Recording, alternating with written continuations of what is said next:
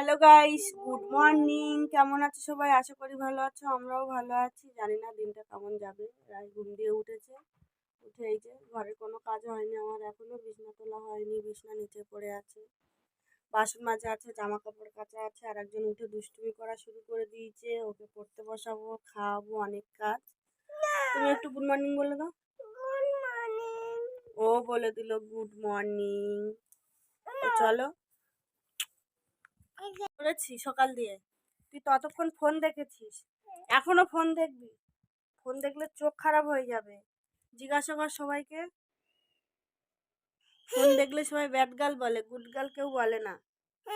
হুম, হ্যাঁ।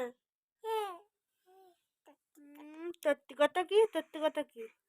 একজন ফোন দেখার জন্য বায়না ধরছে। আমার রান্না হয়নি, রান্না করবো, ওকে একটু পড়তে বসাবো। আন্টির হোমওয়ার্ক করে অবশ্য কিছুটা হোমওয়ার্ক করে রেখেছে ও। কালকে রাত্রেবেলা একা একা কি মনে হলো জানি না, বসে বসে পড়া করে নিয়েছে। চলো দেখি কি রান্না হয়। বাজারের মধ্যে আমাদের শুধু মাছ নিয়ে, সেই মাছটাকে শুধু ঝাল করব, কারণ বাবা বাড়িতে নেই, বাবা গেছে পিকনিকে। বাড়ি আছে তিনজন, রাহিকে নিয়ে চারজন আমরা বাড়িতে আছি। বাবা গেছে, বাবাদের লাইন থেকে পিকনিক হচ্ছে আজকে, তাই বাবারা গেছে। আর আমাদের এই মাছ নিয়ে এসে আমি শুধু মাছের ঝালটাই করবো, আর কিছু করবো না। এইদিকে দেখো আমি মাছের নুন হলুদ মাখিয়ে, আর এদিকে ভাজাটাও বসিয়ে দিয়েছি, রান্না করছে। আর একজন দেখো বসে বসে কার্টুন দেখছে, গুড গার্ল হয়ে গেছে। ও স্নান করা হয়ে গেছে, খাওয়াটা বাকি আছে, তাড়াতাড়ি স্নানটা দিয়ে দিলাম। তো চলো জোগাড়টা করি তো রান্না। আর কি এইদিকে দেখো স্কুলে যাওয়ার জন্য রেডি হয়ে গেছে, নিয়ে যাবে রাহির পাপা। তো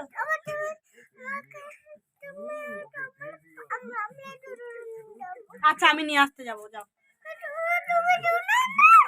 দুজন যাবে, আমার এখনো রান্না হয়নি, দুজন নিয়ে আসতে যাবো। আমিও যাবো, পাপাও যাবে নিয়ে আসতে। চলো।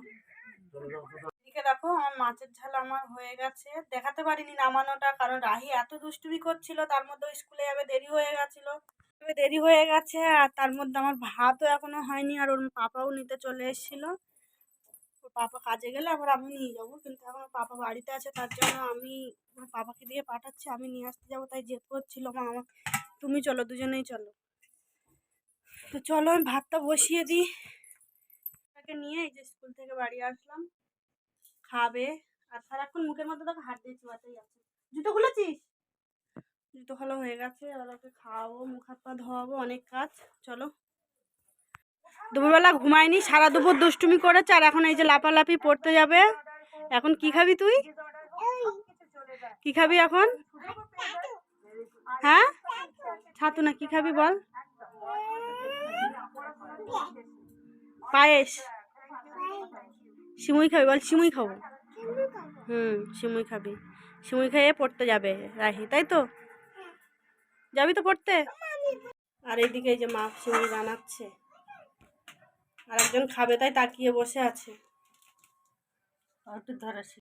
এখনো গালের মধ্যে খাবারটা নিয়ে রেখে দিয়েছে, এখনো শেষ করেনি। খা তাড়াতাড়ি, তাড়াতাড়ি খা। আমি ওইভাবে নিয়ে যাবো আন্টির কাছে, আন্টিকে মা। চলো চলো, বই ব্যাগ নাও, বই ব্যাগ নাও। আহিকে নিতে এসে বাইরে পাগলির মতন বসে আছি ঠান্ডার মধ্যে, একদম ফাঁকা জায়গায়। আন্টি ওরা পড়াশোনা করছে না, আমাদের পানিশমেন্ট দিচ্ছে বাইরে বসে। ওদের তো দিতে পারছে না, বাচ্চা না ওরা, বড় হোক না তারপরে দেবে, তখন আমাদের। ওদেরটা আমরা নিয়ে নিই তার জন্য। কেন আমি কেন নেব? তুই নে একটু কিছু ভাগ। তুই কি খালি গায়ে যাবি নাকি? ওই তো আসছে মনে হয় ওরা। বেরো বেরো। হ্যাঁ বের করছি সব। ওই যে বেরোচ্ছে মনে হয়, নিয়ে আসা যাক, কি করছে দেখা যাক। কই না, চলে চলে চলে চলে এসছে, হয়তো এসে আমরা পালাচ্ছি। আর একজন এই যে পড়ে এসে পাপার কোলে বসে আদর খাচ্ছে। আর আমাদের নায়ক, নায়ক বসে আছে, আর নায়কের সাইড নায়িকা এটা। না না, সাইড নায়িকা। মাঝখানে শুয়ে থাকে দিদা, দাদু মাঝখানে শুয়ে থাকে। ওই দিদাও চান্স পায় না। এই যে একজন এইদিকে সারা দুপুর দুষ্টুমি করে করে দুষ্টুমি করে করে ঘুমায়নি, এখন এই পড়ে এসে একটুখানি কিছু খেলো কি খেলো না, এসে একা একা ঘুমিয়ে গেল। আজকে আর মার দরকার হয়নি যে ঘুমাবো, আসো আমার কাছে। অন্যদিন ঘুমারে রাহি আজকে গুড নাইট বলতে পারলো না। তো চলো আমাদের আজকের ব্লগ এই পর্যন্ত, দেখা হবে পরের ব্লগে। টাটা, গুড নাইট, শুভরাত্রি, সবাই ভালো থেকো।